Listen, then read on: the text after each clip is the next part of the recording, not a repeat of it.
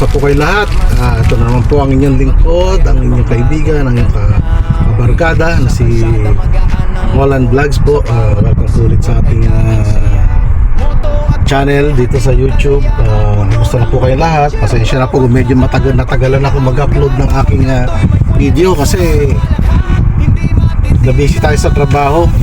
So yun, maraming mga events na nangyari sa aking work, kaya ito, ngayon lang tayo makapag-vlog ulit. At ngayon po, iba-vlog natin ang bagong BYD E-Max. Yan, ganda na ito.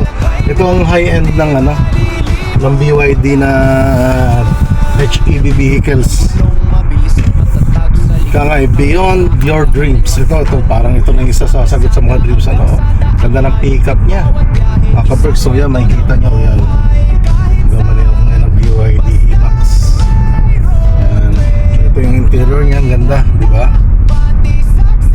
So mamaya, papakita ko sa inyo ang kanyang specs para makita nyo.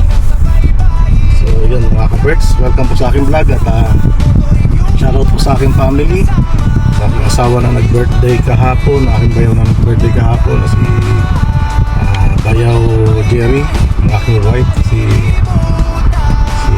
Labat, ang pinakamamahal kong asawa, yun, si Jet. Yun, happy birthday sa inyong dalawa. God bless you at bigyan kayo ni Lord ng mahaba pang buhay at malusog at malakas sa pangangatawan sa araw-araw. Siyempre yung blessings, yung ating ay tumaloy. So God bless sa inyong dalawa, God bless sa family, Salvador's family ng Castillo. So ito mga kabergs, ang aking E-Max, BYD E-Max. Hindi ko na alam yung 7 or 8 ito, mamaya titignan natin. Pero ito yung alam ko, ito yung pinaka high end.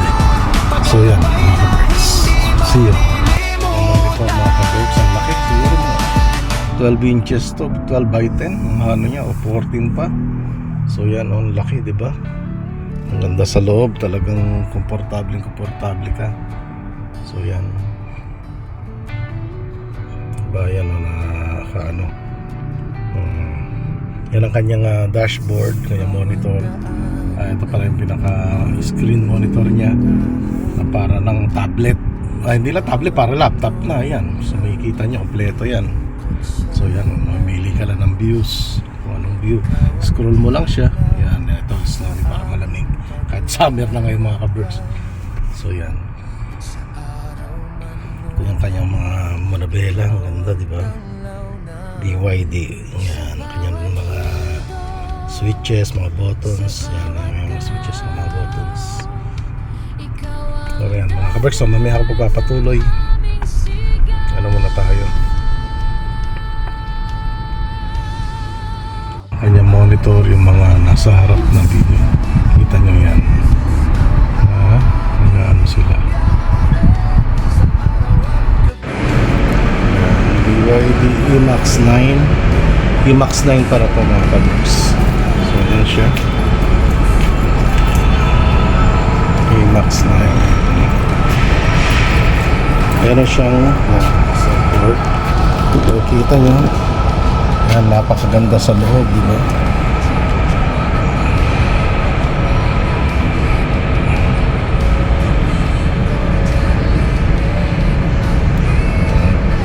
Yan ang kanyang loob.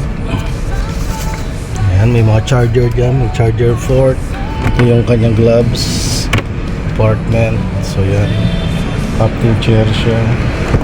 So yan, automatic yung kanyang pinto, makikita nyo, yan. Chair siya, yan mga kabergs. So ang ganda, lambot ng upuan, grabe. Ayan. Ito yung BYD E-Max. So ang kanyang mga ilaw rito, yung mga pansin nyo, ayan, touch lang yan, touch lang yan, touch lang lahat. Wala ka mga step boards. Ang kanyang mga upuan, mga push button control, yung kanyang pag-abante doon. Makita niya, abante natin, yung mga abante. Atras din siya. Gusto yung parasin, yung abante. Ayan.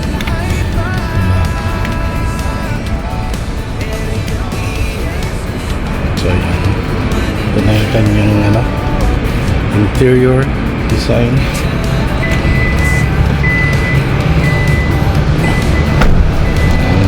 Sumasarado siya. Ganyan naman ganyan mo lang. Pagka-link mo yan ng tatlo, tanggalin mo na yung paa mo bago bukas. Pagka minto na siya mag-link yan, tanggalin mo na yung paa mo. Ay na mabubukas. So mabukas siya ng pusa. Ang kanyang interior. Ngayon nahanap ko yung kanyang charger. Di ko makita, na iwan siguro doon sa bahay. So yan.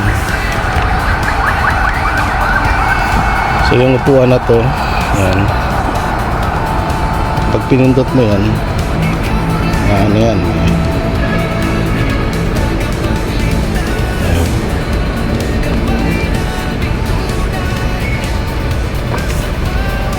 so yan, ito na pala pipindutin mo yan mga kaberts. Yan, ano na siya, so na siya,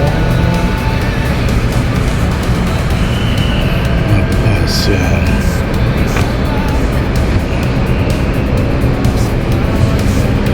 So nakita nyo na, galing diba? Oh, okay, diba? So yan siya, yan, bali ang seater nito 1, 2, 3, 4, tapos tatlo dito, 7 seater siya. Pindutin ulit natin to.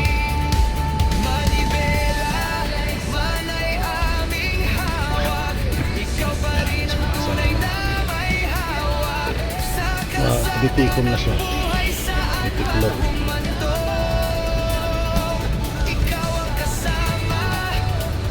Thankful na.